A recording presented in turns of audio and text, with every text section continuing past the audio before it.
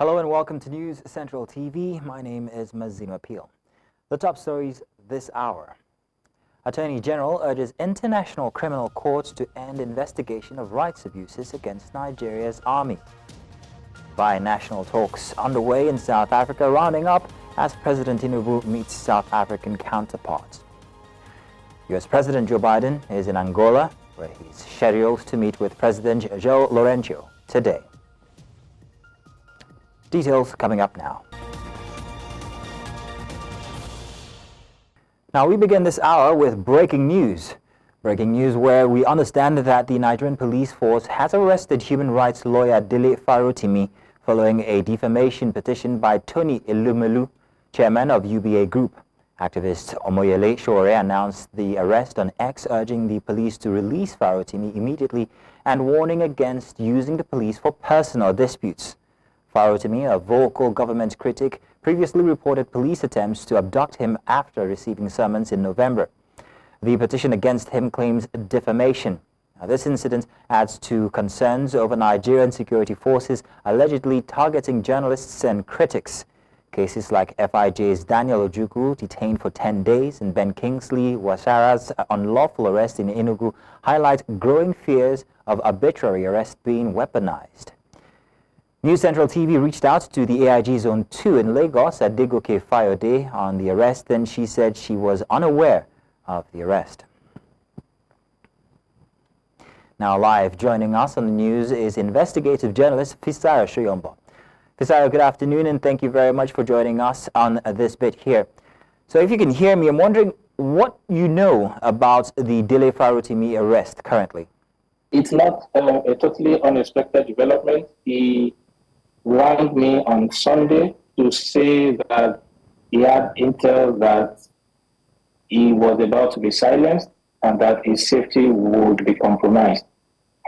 And the news has come out today that he's been picked up. I don't yet have the details if that happened in Lagos or in Abuja, but because he had called earlier to say, he was about to be silenced, I'm inclined to think that this is more than just a defamation move. As a matter of fact, it's nowhere under the law that the police can arrest anyone for defamation. If anyone feels defamed, the right thing to do is approach a court of law and institute a lawsuit. So this keeps in line with what we have come to know of the Bola Tinubu administration: disregard for rights of the people, disregard for press freedom, misuse and abuse of state powers. Yeah, thanks for touching on the ethical lines there regarding how the police can interact in these kinds of cases. But you said something about him being silenced. He reached out and said that he was going to be silenced. But do you have any information about exactly what he was going to be silenced over? He didn't tell me. Quite frankly, he was sounding as if he was going to be killed. He was going to be run out of circulation. By the way, Dele Farotimi is not someone who calls all the time or messages all the time. He only reaches out when it is important. I can tell you that this is like the first time in regularly the second time in 1 year that he has reached out to me. So I do know that his fears were valid, and I can connect the dots and link his fears to what has happened today. Coming out of one instance yourself, I'm going to ask this again, even if you touched on it earlier. How does the arrest of Dele Farotimi align with the broader pattern of arbitrary arrests that we're seeing of critics and journalists in Nigeria?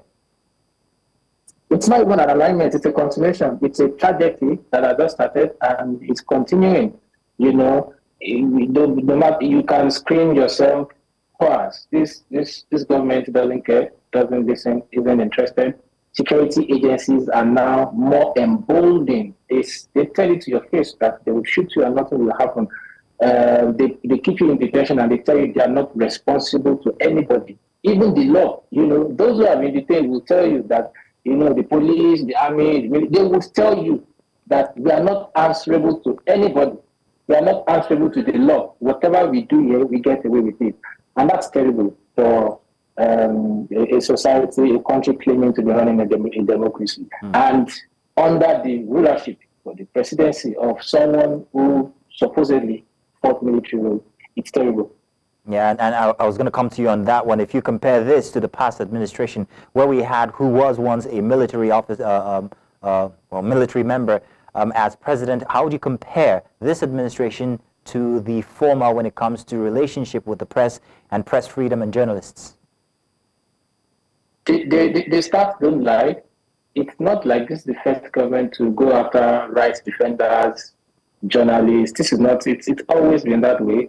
But if you check the stat, in 1.5 years, roughly, of Tinubu's government, and you check with 1.5 years of previous administrations, you will see that the figures are actually higher. The figures are much higher, and it's worrisome. Okay. Well, I want to say thank you very much for joining us this afternoon to give us your 2 pence on the issue. Thank you very much, Fisayo. Now, away from that, Nigeria's Attorney General and Minister of Justice Prince Lateef Fagbemi has called on the International Criminal Court, the ICC, to end its prolonged investigation into the Nigerian military.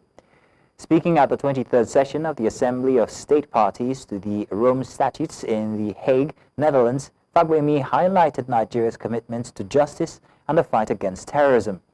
The Attorney General emphasized that Nigeria has consistently shown its dedication to confronting impunity and holding perpetrators of heinous crimes accountable. He noted that the preliminary examinations into alleged crimes in Nigeria has dragged on for 14 years, a situation he described as demoralizing for military personnel risking their lives in the fight against terrorism. Fagbemi reaffirmed Nigeria's status as a responsible state party to the Rome Statute, stating that the country has actively engaged with the ICC and upheld international humanitarian law.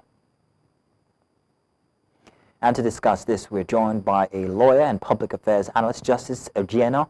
Justice, thank you very much for joining us again this afternoon. Good to always have you on the news. So what specific factors have caused the ICC's investigation into alleged crimes in Nigeria for the last 14 years? Let's start there. Okay, I think that it is the actions and activities of Boko Haram and the Nigerian army in particular, especially in the Middle Belt.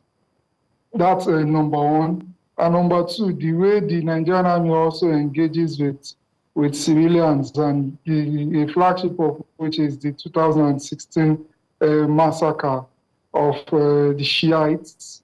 So those are two major triggers of the investigation that commenced in 2010, especially the preliminary investigation.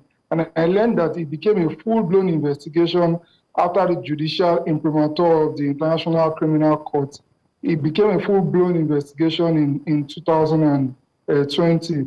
And it has been the call and clamor of Amnesty International, the arch enemy, in a manner of speaking, of the Nigerian army that has resulted in Nigeria being investigated. And I must tell you, Mazino, that one of the major reasons why the International Criminal Court will go into investigating a country is because they do not have confidence in the local justice system of that country to actually hold agencies of government like the Nigerian army responsible, or even the Nigerian government at large responsible in the event that they are using other law enforcement agencies. So it is this bankruptcy of trust, this bankruptcy of confidence, that justice will be made available to persons who suffer it, that crimes and criminalities, especially on a large scale, will not be covered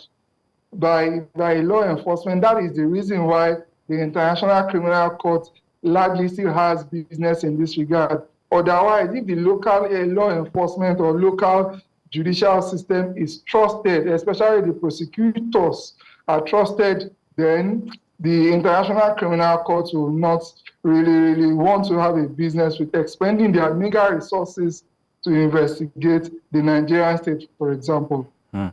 Okay, so Justice, the Attorney General, Prince Lateef Fagbemi, actually told that these prolonged investigations by international bodies could be demoralizing.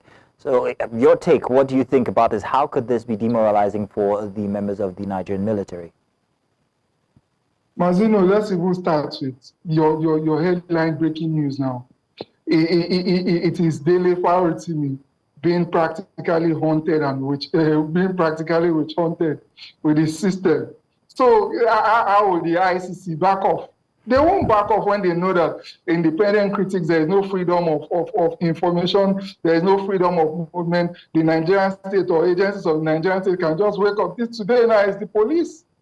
It is the police that are practically haranguing Mr. Dele Rotimi in a manner of speaking for exercising probably his fundamental human rights to expression as guaranteed by Section 39 of our Constitution. And if it is seen that, okay, he is in breach of such a section, the large scale, what we have always said that is that the highway should be the civil courts. Anybody should try to ventilate their rights in the civil courts, not the criminal courts. And you are arresting this one today, you are slaughtering people en masse tomorrow. And not just that you are slaughtering them, you are trying to cover up. You are covering up. There is no prosecutor that can actually be fully able to hold the Nigerian army or any other law enforcement liable. So how will the ICC hold back?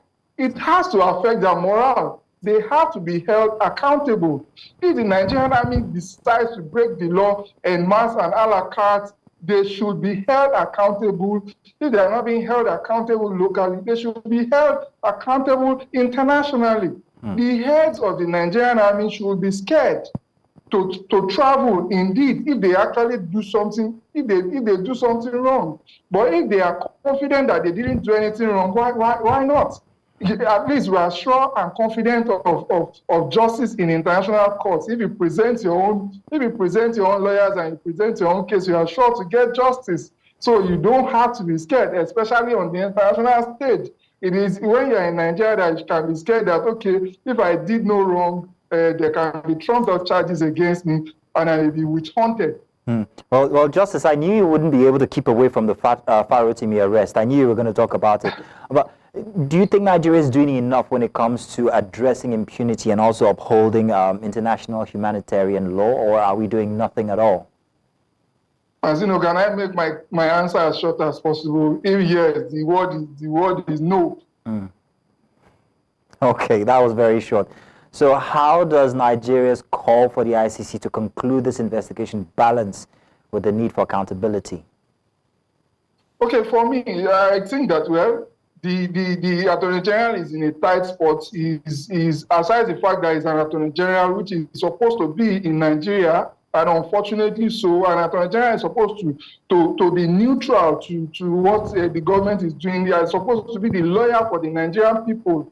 But unfortunately in Nigeria, the Attorney General doubles as the Minister of Justice. So in his capacity as Minister of Justice, no matter what the Army has historically done, even before he took his oath of office as Attorney General, he is bound to practically defend it. He's bound to be their propagandist, and that's where his job is very, very hard. So I'm not really happy that he is still having to go ahead and tell the ICC to halt the investigation. The accountability is really in danger if they halt the investigation, because there's no machinery in Nigeria to hold the Nigerian army accountable for the things they did even before he became Attorney General. Yeah, he has been a good man. I'm happy with the way that he has been approaching some matters. Today may not be a day to highlight his achievements, which I'm privately very, very happy with. But his hands are tied. He is forced to now be the advocate of the Nigerian army and the Nigerian state on the international scale, and that's his difficulty. But I'm not in support of it. I feel that the investigation should continue, and the Nigerian army, the rank and file of the Nigerian army, and any other person in the Nigerian state that perpetrated all the injustices and all the breach of fundamental human rights, internationally recognized human rights, they should be held accountable.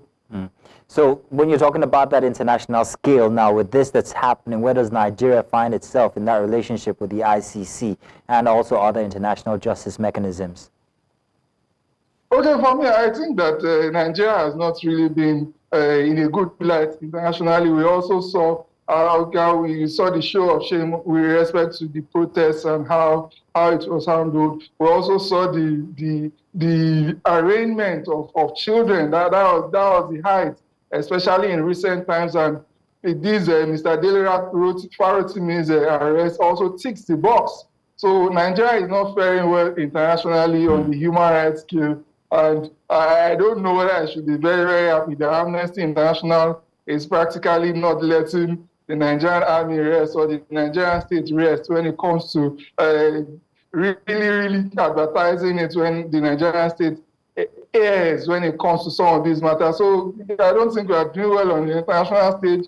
It looks like we are not really climbing up. It looks like we are getting down lower and lower on the ladder, and it is very, very unfortunately so, especially as hinted by Mr. Fisayo Shoyombo, that we have a president who himself was known to be an activist, at least in action. We now, a lot of things are going out to show that it may not be in intention, but now it's very, very unfortunate that this is the way it is actually unraveling, and it is to the detriment of the Nigerian state, and it's not something I'm happy with at all. Indeed. Well, I want to say thank you very much, Justice Ojiana, for giving us your time this afternoon to give us your view on the story. And by the way, it's been noted that you say the word justice a lot, but then again, it is your name. Thank you very much, Justice. No pun intended. No pun intended, indeed. Thank you, Justice. Now we're going to break, and when we get back, fight against corruption, EFCC secures largest asset recovery to date. When we return. Welcome back. The Economic and Financial Crimes Commission, the EFCC, has announced the recovery of its single largest asset to date, a sprawling estate in the Lokogoma district of Abuja. The estate, which spans 150,500 square meters and comprises 753 units of duplexes and other apartments, was forfeited following a court ruling on Monday.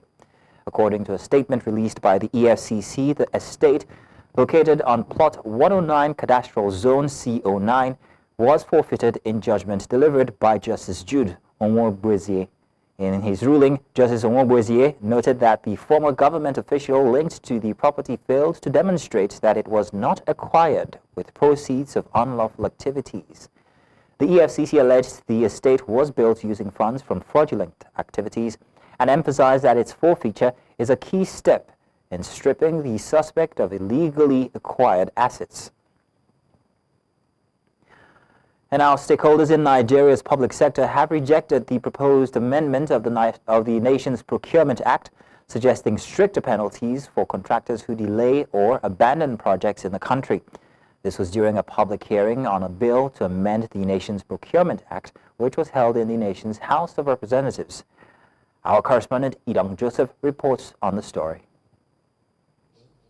The prevalence of delays and abandonment of public projects by contractors in Nigeria has become a significant source of worry. While this has prompted calls for effective legislation to address and resolve these challenges, Nigeria's House of Representatives, during a public hearing, says that an amendment to existing Procurement Act, which calls for stricter penalties on contractors who fail to comply with their contract terms, is apt. This culture of project delays preceded the current problem of inflation and devaluation. Hence, it is a problem that we now must address from a legislative perspective.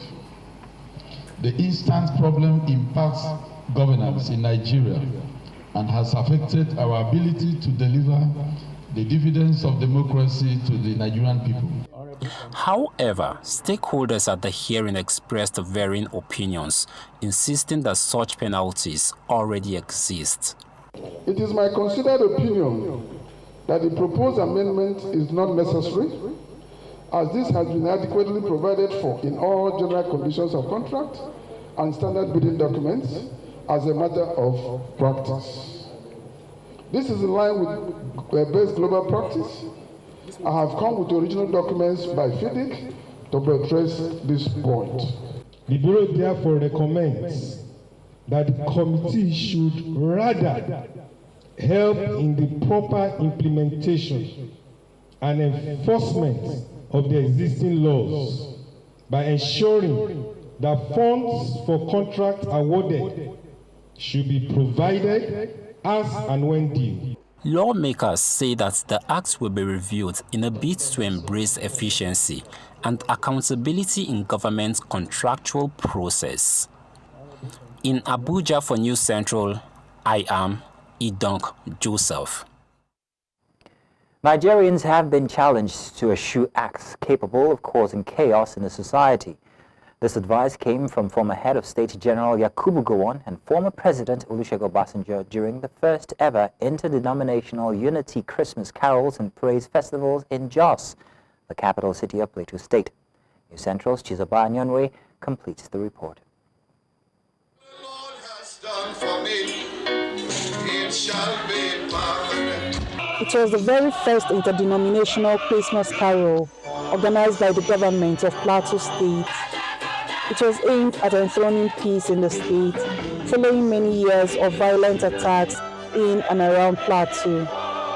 The event brought these elder statesmen together, including former governors of the state, irrespective of their socio-cultural differences. Certainly it pains me so much that we've been having series of unfortunate incidences us, if I mean, killing one another, whether you're a Christian, whether you're a Muslim, or whatever.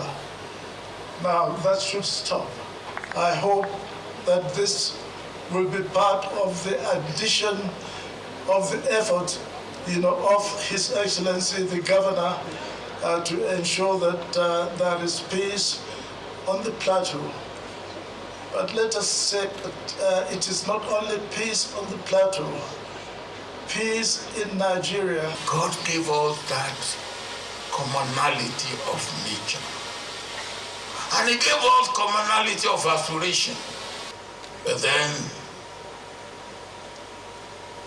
my desire should not eclipse your desire.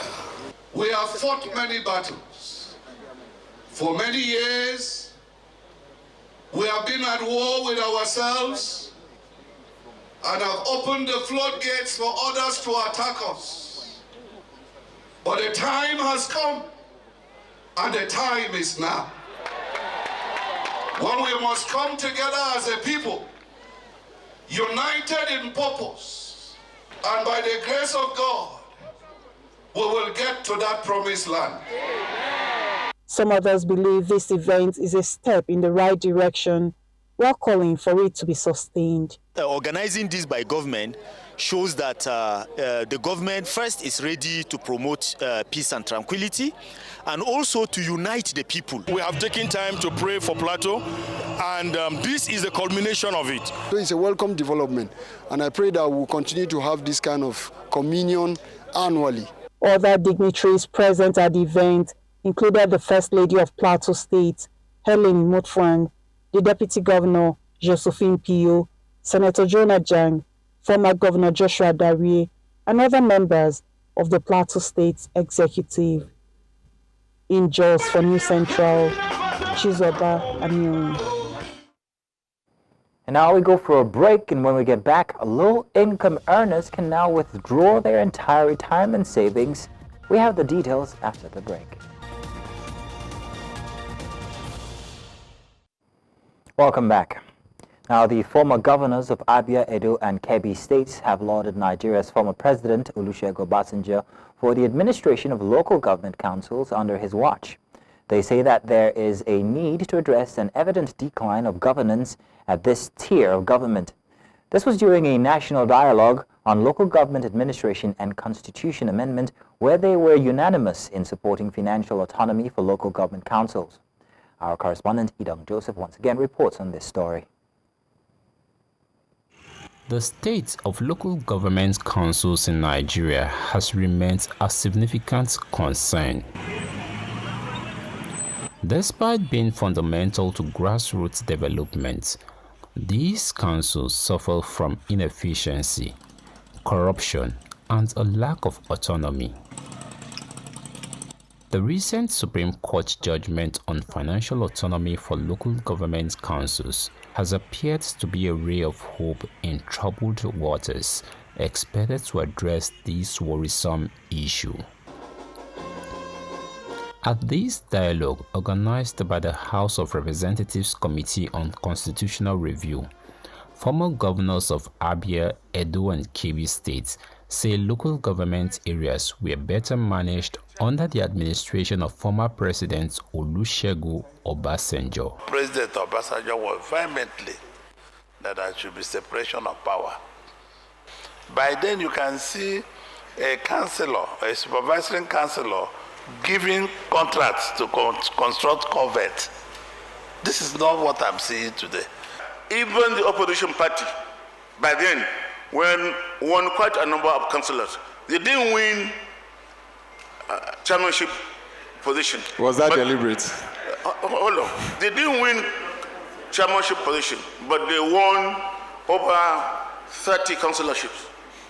While they expressed strong support for the recent Supreme Court ruling granting financial autonomy to local government councils, some raised questions about its expected outcome. If I have to say, the judgment of the Supreme Court is amendment of the Constitution. Nobody should go anything. The National Assembly have no reason to amend any section of the Constitution. We do respect his lordship. So freedom, autonomy to do what? Autonomy to take what the governor used to take is now to be taken by council chairman. If so, what will change? As discussions on constitutional amendments continue, many believe that empowering local government with fiscal and administrative autonomy will be crucial in fostering sustainable developments at the grassroots. We must advocate for greater financial autonomy for local governments by ensuring that they receive adequate funding directly from federal allocations without excessive state control. The governors are keen to collaborate with stakeholders, including development partners, civil society, and other arms of government to translate this autonomy into tangible improvements in the lives of our people.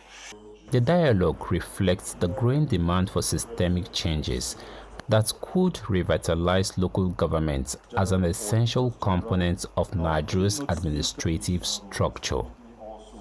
In Abuja for News Central, I am Idong Joseph. The federal government has commenced a free compressed natural gas bus service in Abuja to ease transportation costs for Nigerians in the nation's capital, Abuja.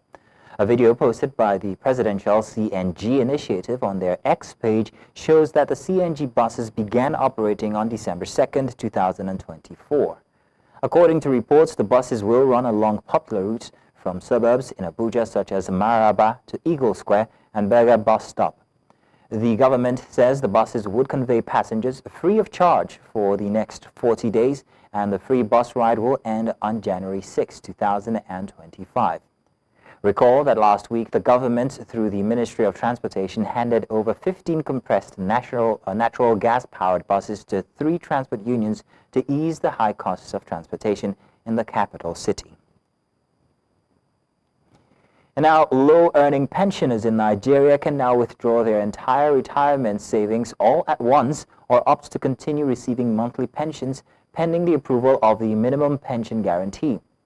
The announcement was made in a memo issued by the National Pension Commission, signed by A.M. Salem, head of Commission's Surveillance Department. The change comes under the revised Section 4, subsection 1G of the Regulation on the Administration of Retirement and Terminal Benefits. The revision aligns with the new national minimum wage of 70,000 naira. Prior to this update, retirees could only access 1/3 of their retirement savings accounts, leaving many struggling to manage their post-retirement expenses. The National Pension Commission says this move aims to provide greater financial flexibility and security for low-income pensioners as they navigate their retirement years. Journalists, activists, lawmaker, and also entrepreneur Chris Anyanwu has been described as an example of patriotism, consistency, and love for country. This was during the launch of her biography in Abuja, detailing her life and times from a budding young journalist to her arrest and detention during the nation's military regime. Her subsequent release and journey into the hallowed chambers of National Assembly as a federal lawmaker. Here, Amadine Uyi reports on this.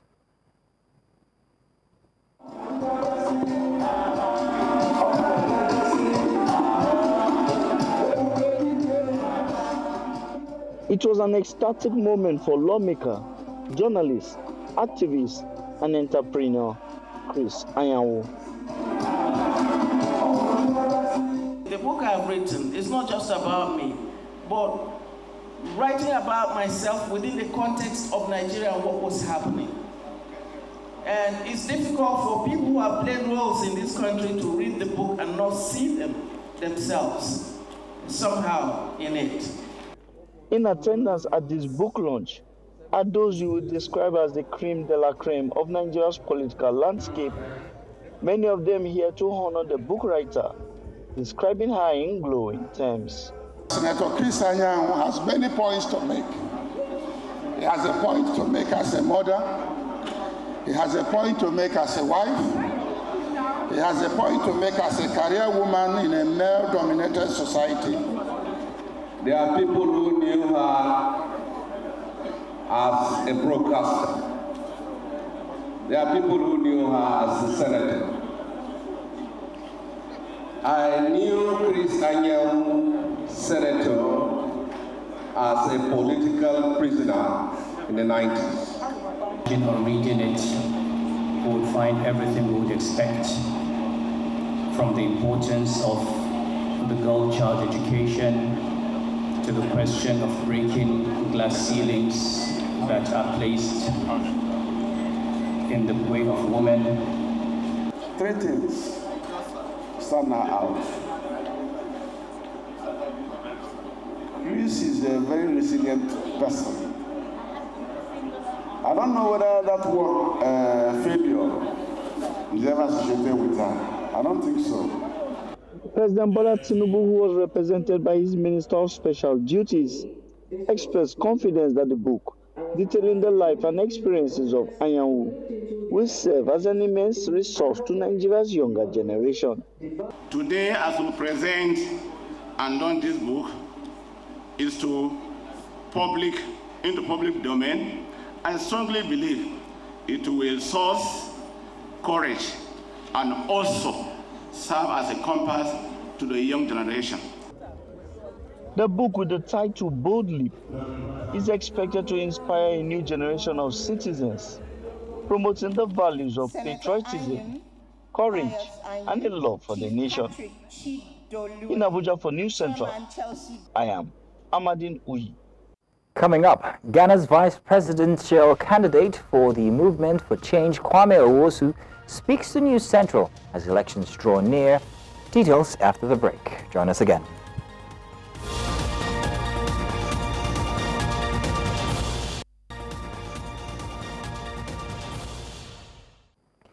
The news now continues in West Africa as Ghanaians prepare to go to the polls to elect their next leader of the West African country on the 7th of December.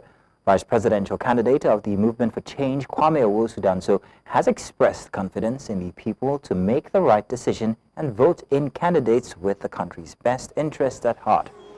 Speaking to News Central's Marshall Ononye, Kwame lamented the country's current economic status.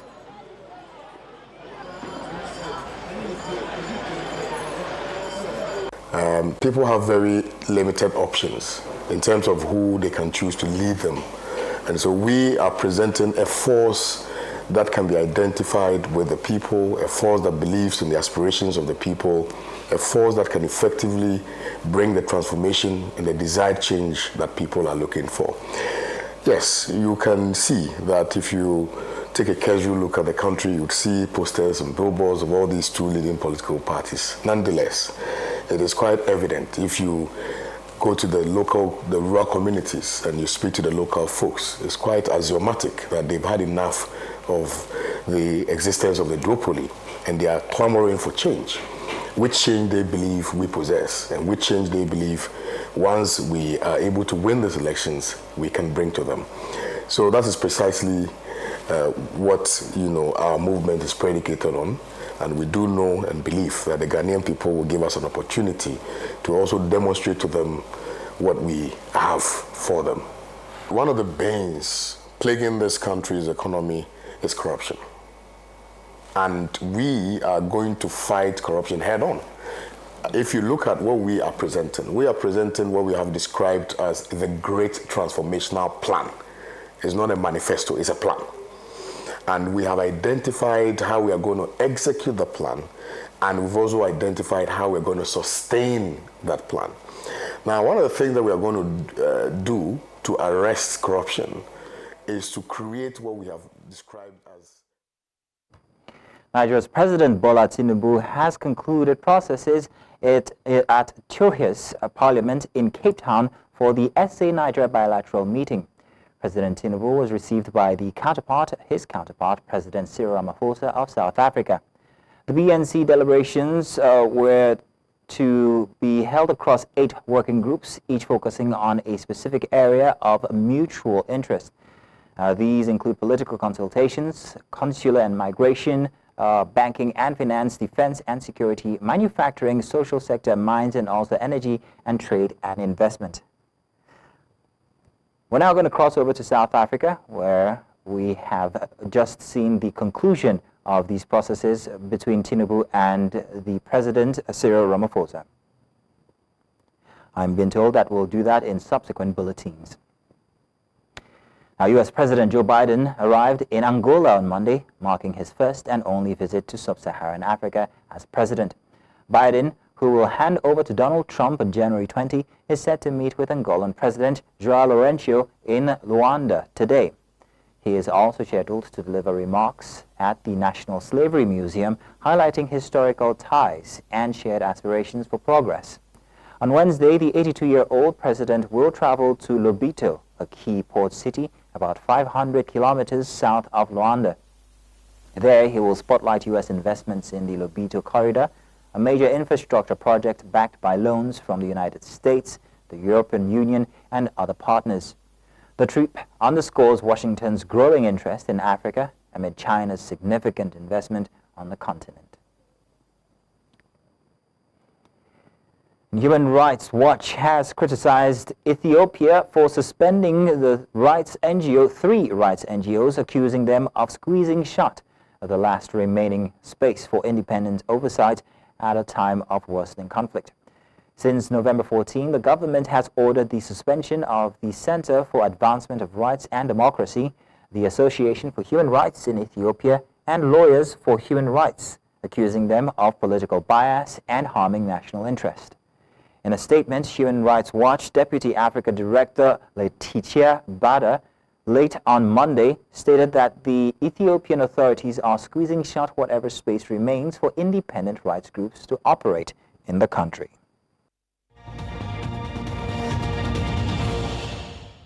Now, UK Prime Minister Keir Starmer insists in a keynote speech that Britain will be able to ally with both a Donald Trump-led United States and its European neighbors. The Labour Premier has also devoted a significant portion of his first 5 months in office on mending ties with the EU after the previous Conservative government's bitter exit from the bloc.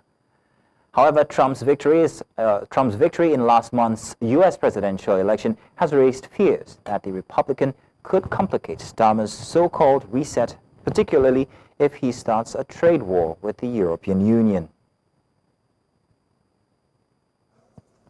That we must choose between our allies.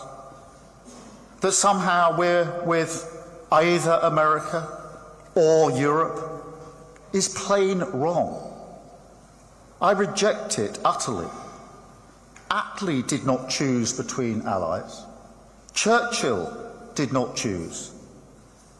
The national interest demands that we work with both. And so this is not about sentimentality. It's about hard-headed realism.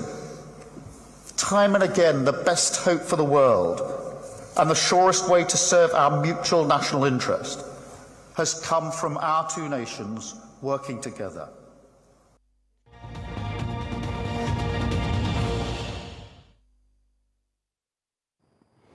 And our sports.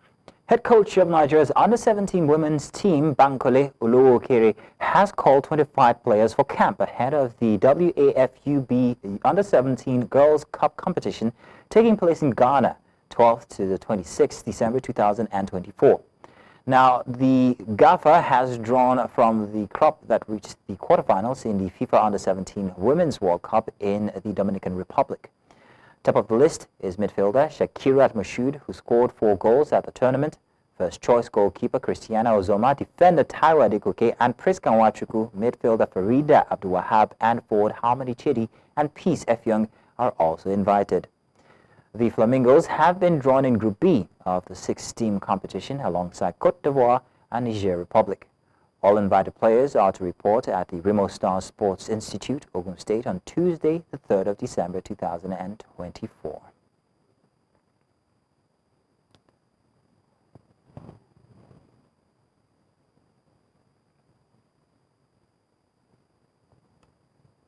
And that's all the news this hour. But before we go, let's take another look at some of the stories that we brought your way. Attorney General urges International Criminal Court to end the investigation of rights abuse against Nigeria's army. And binational talks have concluded in South Africa as President Tinubu meets South African counterpart. U.S. President Joe Biden is in Angola, where he's scheduled to meet with President João Lourenço today. And that's all the news. Do remember you can watch News Central live on DSTV channel 422, Star Times channel 274, Able TV, and of course on YouTube. Many thanks for watching. My name is Mazino Appeal.